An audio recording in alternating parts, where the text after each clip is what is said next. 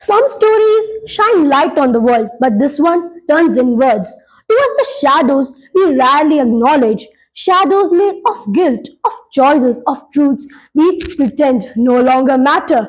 And for me, that is what makes And Then There Were None more than a mystery. From the first page, it is clear that this isn't a story meant to soothe, it's a story meant to expose. It's a story which strips away excuses, exposes guilt, and forces every character and every reader to confront who they truly are when the lights go out. That cold honesty is why this book stayed with me long after I closed it. Agatha Christie's 1939 novel is often labeled a mystery, but to me it feels more like an examination, a dissection. You expect a simple murder mystery, but very quickly you realize that the book refuses to say simple. It becomes a moral experiment. 10 individuals arrive on Soldier Island, each carrying a past they've learned to live with or hide behind. Different invitations, different reasons, but one thing in common, a crime that was never punished. And on the island, the consequences begin. The structure is coldly efficient. Short chapters, precise pacing, and a children's nursery rhyme acting like a countdown. Not a single moment is wasted.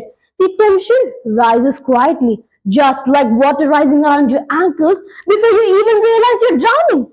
What defined this novel for me was its atmosphere. It's not loud or dramatic, it's suffocating.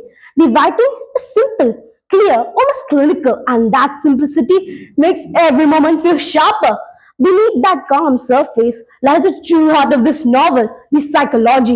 It taught me how guilt grows in silence, how fear strips away excuses, and how quickly trust collapses when survival becomes the only goal.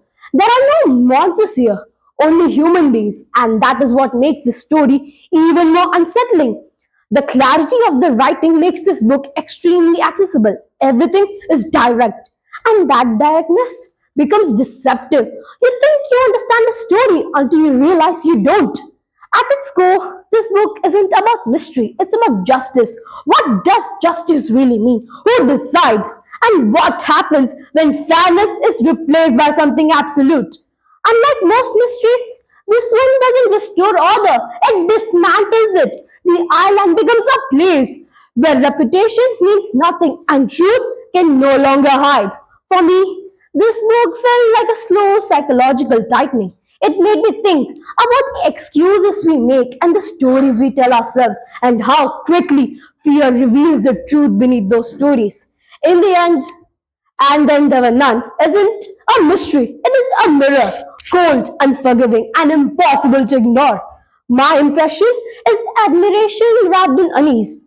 This book doesn't comfort, it confronts, and I would definitely recommend it to students who want a psychological experience rather than a simple puzzle. And finally, the message that stayed with me.